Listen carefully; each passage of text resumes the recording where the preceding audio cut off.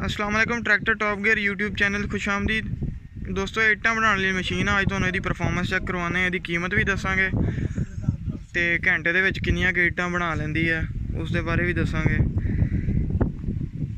थोड़ी जी तुहानूं चारे साइडां दी लुक मैं दिखा लवां, उस तो बाद तुहानूं इहदी वर्किंग भी दिखावांगे इंशाअल्लाह। ये 52 इट्टां दा व्हील है जी।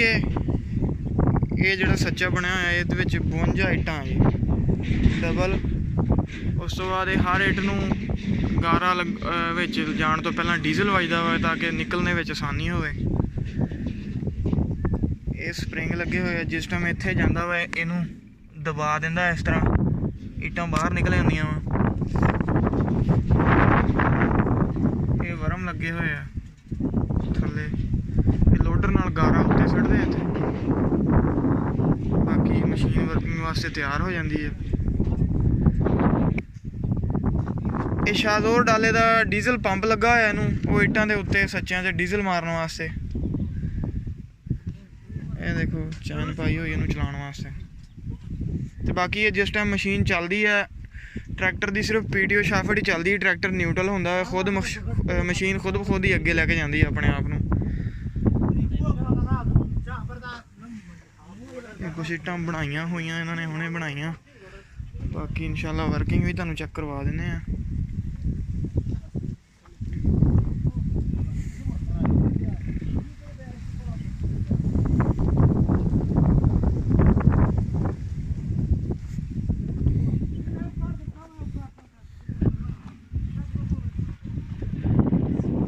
ये लोडर खड़ा वा जिन्ना ये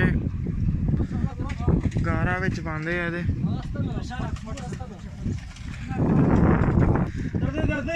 ये मशीन का रेट दसिए जी तुहानूं, 15 लाख रुपए की 2 महीने पहला लई सी मशीन, ते मौजूदा रेट उम्मीद है भी ज़्यादा ही होगा इस तो। ये खान साहब दस रहे हैं भी ये मशीन, ये ट्रैक्टर ते ये लोडर है जिहड़ा, ये तकरीबन 40 लाख रुपए की लागत आई है जी इन्हां दे, ते ये काम स्टार्ट होया वा। ते उस तो बाद 4 तकरीबन बंदे रखे हुए हैं, 20,000 रुपए तनख्वाह जी एक बंदे की। ये जोड़े कोई ड्राइवर है या लेबर जी नाल इन्हां दे, 20,000 रुपए एक बंदे की तनख्वाह, 15 लाख रुपए मशीन की कीमत है जिस टाइम इन्होंने लई। ये जड़ियाँ कोई खराब इट्टां विचों निकल आंदियां वा, थोड़ा डैमेज होंदियां, उस टाइम चक के दोबारा वे सिट देंदे आ भी दोबारा इट अच्छी हालत ही बन के आ जाती है। ट्रैक्टर स्टार्ट कर देखो डीजल बज रहा वा।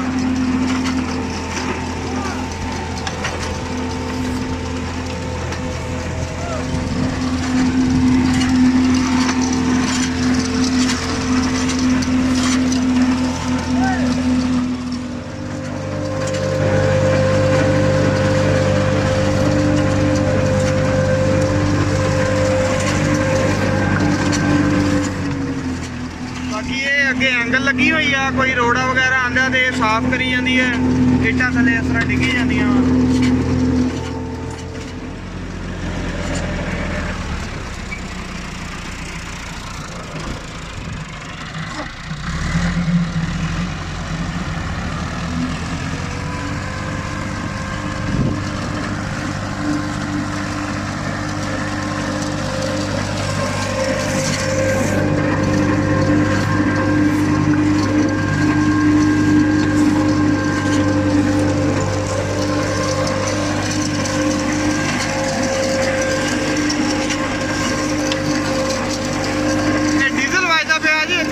फिर आसानी ना इट बाहर निकल जाती है सांचे दे विचों।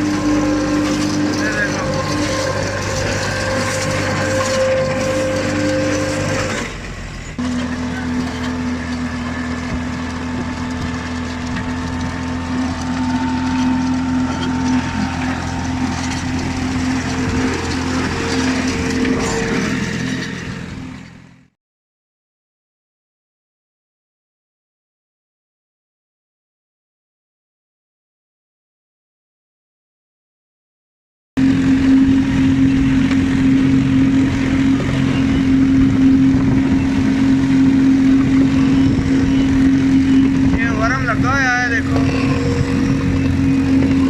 ਅੱਗੇ ਧੱਕਦਾ ਵਾ।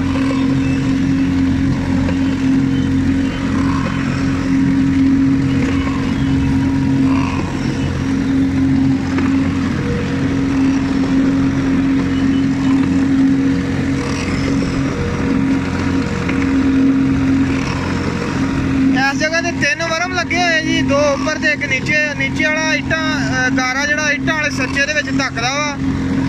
ਉਸ ਤੋਂ ਬਾਅਦ ਇਹ ਦੇਖੋ ਉਹ ਜਿਹੜਾ ਰਾਫੀ ਗਾਰਾ ਹੁੰਦਾ ਉਹ ਥੱਲੇ ਆਇਆ ਨਾ, ਵਾਪਸ ਫਿਰ ਇੱਧਰ ਆ ਜਾਂਦਾ ਵਾ। ਵਾਪਸ ਫਿਰ ਇੱਥੇ ਆ ਕੇ ਦੁਬਾਰਾ ਫਿਰ ਇਹ ਦੇਖੋ ਇਹ ਉੱਪਰਲਾ ਗਾਰਾ ਥੱਲੇ ਲਿਜਾਣ ਵਾਸਤੇ ਉੱਪਰਲੇ ਵਰਮ ਆ, ਬਾਕੀ ਥੱਲੇ ਵਰਮ ਹੈਗਾ ਉਹ ਸੱਚਾ ਹੀ ਧੱਕਦਾ ਗਾਰਾ।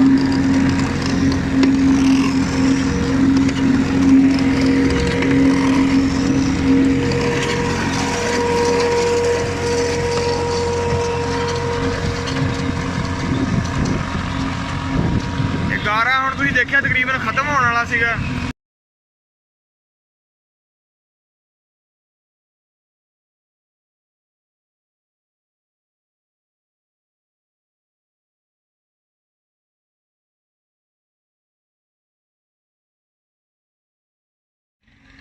ਆ ਦੇਖੋ ਮੁਕੰਮਲ ਲੈਣ ਲੱਗ ਚੁੱਕੀ ਹੈ। ਦੱਸ ਰਹੇ ਵੀ ਘੰਟੇ ਦੇ ਵਿੱਚ ਤਕਰੀਬਨ 8-9 ਹਜ਼ਾਰ ਇੱਟ ਬਣਾ ਦਿੰਦੀ ਹੈ ਮਸ਼ੀਨ ਇਹ। ਤੀਸਰਾ ਚੱਕਰ ਇਹਨੇ ਹੁਣ ਮੁਕੰਮਲ ਕੀਤਾ ਵਾ। ਤੇ ਫਿਰ ਇਹ ਸਾਹਮਣੇ ਭੱਠਾ ਦੇਖ ਲਓ, ਇੱਥੇ ਇਹਨੂੰ ਪਕਾਈ ਵਾਸਤੇ ਲੈ ਜਾਂਦੇ ਆ।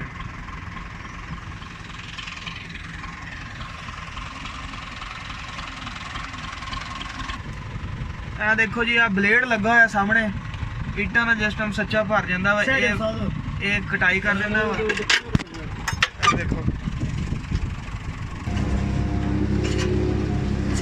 ਇਹ ਦੇਖੋ ਖਰਾਬ ਜੇ ਕੋਈ ਇੱਟ ਹੁੰਦੀ ਉਹ ਚੱਕ ਲੈਂਦੇ ਆ।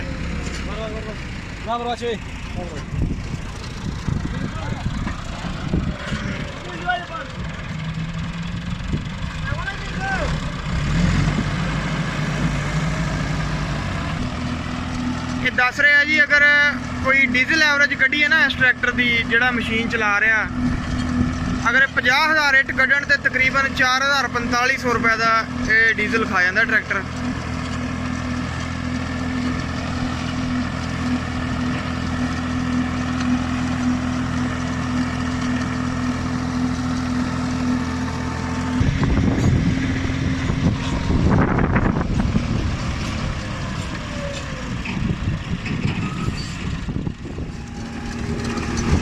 ਐਸਾ ਲੀਵਰ ਆ, ਜਿਸ ਤੇ ਮਸ਼ੀਨ ਚਲਾਣੀ ਹੋਵੇ ਇੱਥੇ ਕਾਬਲਾ ਵਾਲੇ ਉੱਥੋਂ ਗੇਅਰ ਲੱਗ ਜਾਂਦਾ ਵਾ, ਇਹ ਆਪਸ ਵਿੱਚ ਗੇਅਰ ਫਸ ਜਾਂਦਾ।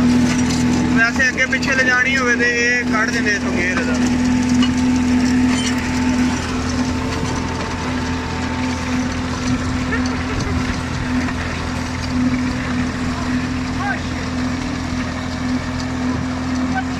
ਠੀਕ ਹੈ ਦੋਸਤੋ, ਮਿਲਦੇ ਆ ਤੁਹਾਨੂੰ ਅਗਲੀ ਵੀਡੀਓ 'ਚ। ਅੱਲਾ ਹਾਫਿਜ਼।